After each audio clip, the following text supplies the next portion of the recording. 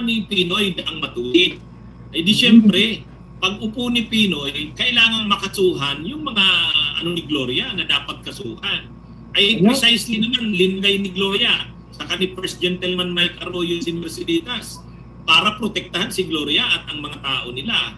O di syempre, paano mo ngayon matutupad yung pangako mo na daang matuwid kung yung ombudsman hindi mo magagamit para makasuhan yung mga dapat kasuhan? Correct. Ang ibig ko lang sabihin, attorney, no? Less than half ng term ni Remulla, kung sakali siya ay magiging ombudsman, no? Less than 3 years ng kanyang term ay panahon ni Marcos. Ibig sabihin, more than 4 years ng kanyang term, hindi na si Marcos ang presidente. Correct. Sino kaya? So, kaya sinasabi ko na mag-ingat siya. Dahil pwedeng iba na yung presidente. Sa susunod. No? After 3 years. Ngayon, less than 3 years na lang eh. Kung sakaling ma-appoint siya as ombudsman, magse-serve siya for less than 3 years. At meron pa siyang 4 years na posible na iba ang gobyerno, iba ang presidente.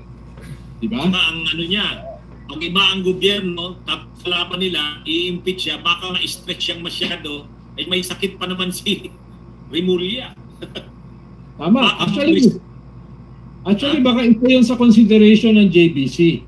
Tatanungin yung kanyang kalusugan. Ano ba ang status ng kanyang kalusugan? Ano ba yung... Paano? Siyempre, pag in-appoint nila, 7 taon yan eh. Eh kung meron kang malalakang sakit... Ibig sabihin mga kababayan, pag naging ombudsman ka 7 taon, mas mahaba pa ang termino mo kesa sa presidente. No? Kaya tama po si attorney, si Sir Ronald, na kung saan mga kababayan, 3 years na lang ang kanyang magiging kumbaga magagampanan niya sa panahon ni BBM. 'Di ba? Kasi 3 years na lang si BBM eh. Tapos possible na yung 4 years pa sa mga susunod pang presidente. Kaya nga po pinag-iingat din si no, kasi mamaya may mga corrupt din sa administrasyon. Kaya yun ang sinasabi ni attorney, no? So ito, pakinggan natin ulit mga kababayan. Hindi kayo appoint. No? Baka maging lang sa iyong appointment. Ang implication na masasayang yung 4 years. Ibig sabihin, mapipilitan, halimbawa, manalo si Sara Duterte, mapipilitan si Sarang maglagay ng ombudsman. Nakakampi niya na. Instead na mag-check sa kanya. Di ba? Tama. Para ma-serve yung remaining years. No? Oo. Dapat sana yung uupong ombudsman independent-minded. Kaya ang hirap na kasing maghanap ngayon ng independent-minded na mga tulad ni Conchita Carpio Morales eh. Oo. May paninindigan. May naman diyang mga attorney Enzo na independent pa ito.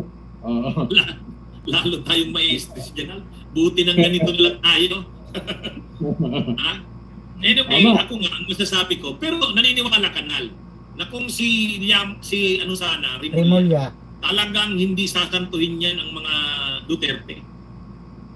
Mukhang yun kasi ang layunin ng papalit na ombudsman. Diba? Mukhang yun yung kanyang primary na layunin. Sana man lang ay hindi siya bulag dun sa ibang mga posibleng cases ng corruption doon sa mga kaalyado nila. Yun! Yan ang sinasabi mga kababayan ni Sir Ronald, na sana wag din bulag sa sa mga kaalyado nila.